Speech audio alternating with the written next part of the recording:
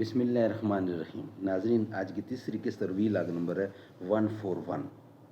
ناظرین، پیج ہے 123 اور ظلم و جور اس کا ہیڈنگ ہے، اور مین ہیڈنگ جو ہمارا چل رہا ہے وہ ہے کھلی تبلیغ۔ اسلام کی جب کھلی تبلیغ ہوئی تو اس کے متعلق بیان ہے، وی لاگ نمبر 141۔ ناظرین، اس کتاب کا نام ہے، اس کتاب کا ٹائٹل ہے الرحیق المختوم۔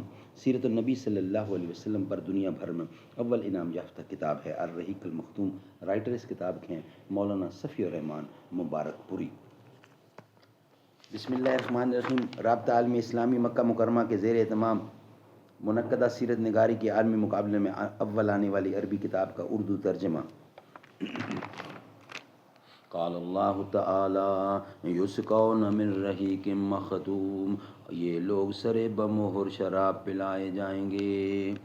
الرحیق المختوم، بسم اللہ الرحمن الرحیم۔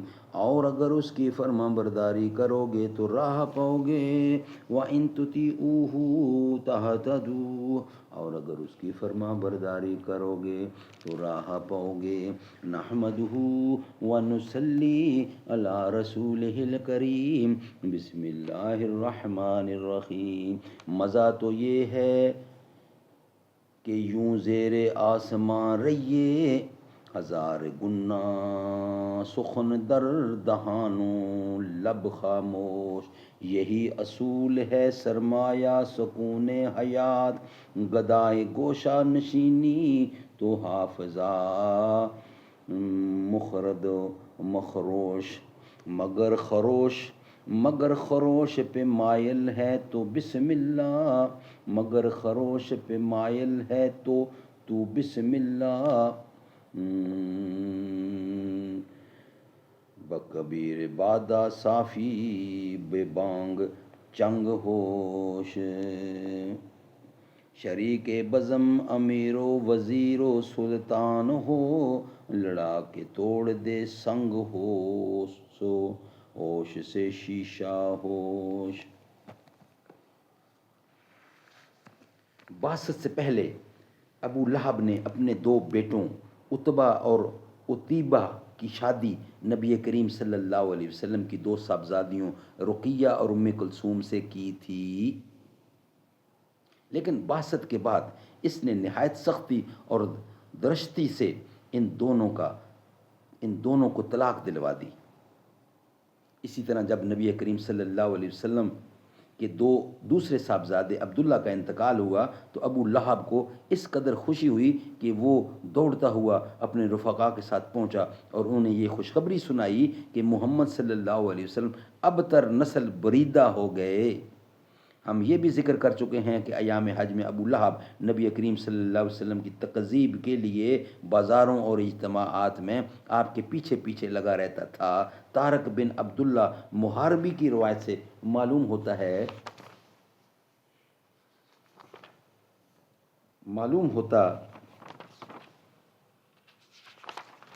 ہے کہ یہ شخص صرف تکذیب ہی پر بس نہیں کرتا تھا بلکہ پتھر بھی مارتا رہتا تھا، جس سے آپ کی ایڑیاں خون آلود ہو جاتی تھیں۔ ابو لہب کی بیوی ام جمیل، جس کا نام آردیہ تھا اور جو حرب بن امیہ کی بیٹی اور ابو سفیان کی بہن تھی، وہ بھی نبی کریم صلی اللہ علیہ وسلم کی عداوت میں اپنے شوہر سے پیچھے نہ تھی، چنانچہ وہ نبی کریم صلی اللہ علیہ وسلم کے راستے میں اور دروازے پر رات کو کانٹے ڈال دیا کرتی تھی۔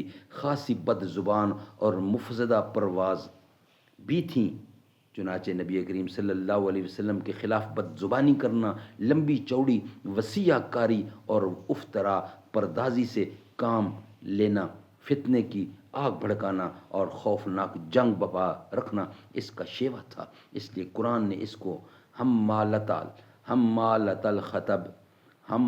الحطب لکڑی ڈھونڈنے والی کا لقب عطا کیا۔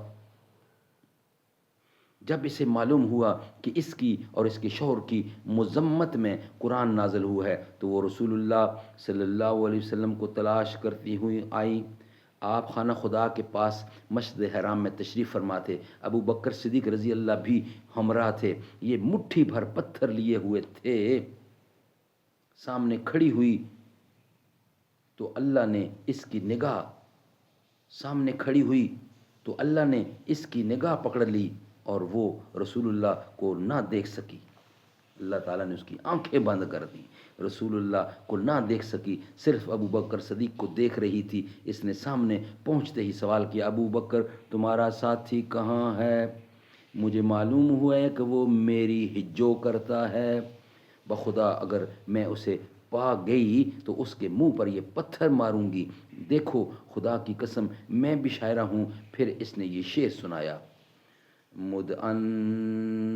مدعممن اسینا وحمرہ آبینا ودینہ کلینا، ہم نے مزمم کی نافرمانی کی، اس کے امر کو تسلیم نہ کیا اور اس کے دین کو نفرت و حقارت سے چھوڑ دیا۔ ناظرین نیکسٹ ویلاگ میں بقیہ حصہ اس کا رکھیں گے، یہ ویلاگ ہم یہاں ہی کمپلیٹ کرتے ہیں، یہ تھوڑا سا بیان لمبا ہے۔